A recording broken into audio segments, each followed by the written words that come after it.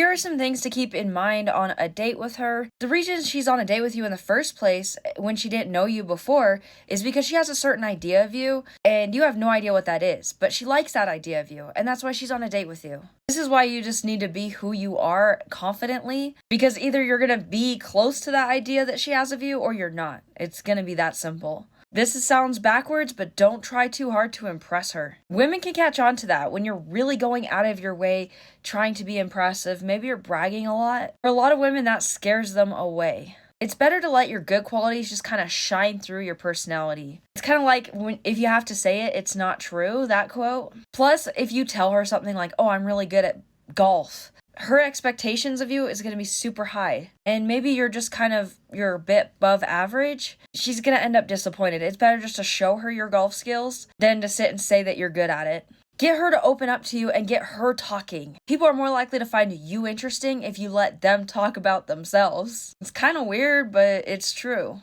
Plus, if you talk less, it leaves you looking mysterious and stuff. She'll be more interested on going on a second date with you to get to know you.